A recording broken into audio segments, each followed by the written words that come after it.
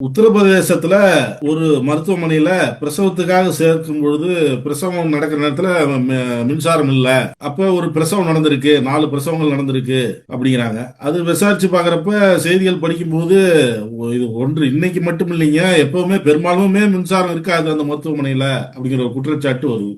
அதாவது உத்தரப்பிரதேசத்தினுடைய நிலைமையை நம்ம வெளிச்சத்துக்கு எப்ப கொண்டு வந்தோம்னா, கொரோனா பீரியட்ல பாத்தீங்கன்னா உத்தரப்பிரதேசத்துல ஒரு பிரதானமான டிஸ்ட்ரிக்ட் ஹெட் குவார்டர்ஸ் லெவல்ல இருக்கக்கூடிய இடத்துல ஆபரேஷன் டைம்ல கேஸ் இல்லாம போய் அதை சரியா மெயின்டைன் பண்ணல, வெளியில கொண்டு வந்ததுனால ஒரு இஸ்லாமிய டாக்டர் டிஸ்மிஸ் செய்யப்பட்டு ஜெயிலுக்கு அனுப்புனாங்க. அது ஒரு வாசகர்கள் ஞாபகத்துக்கு வச்சுக்கங்க. அதுக்கப்புறம் அவர் வெளியில வந்து இன்னமும் சட்ட ரீதியான போராட்டத்தை நடத்தி கொண்டிருக்கிறார். உத்தரப்பிரதேசத்தினுடைய லெவல் என்பது சட்டம் ஒழுங்குல ரொம்ப மோசம் இருக்கு. சமீபத்துல 20 நாளைக்கு முன்னால வாரணாசியில நடந்த ஒரு பெண் மீதான தாக்குதல், 6 பேர் செய்த அயோக்கியத்தனமான வேலைகள் எல்லா பேப்பர்கள்லயும் வந்திருக்கு. ஆனா ஒரு பெரிய எழுச்சி அது உருவாக்கல. அதே உத்தரப்பிரதேசத்தினுடைய மத்திய பிரதேஷ் பார்டர்ல ஒரு பர்டிகுலர் ஏரியாவில் கறி வியாபாரம் நடக்கிறது.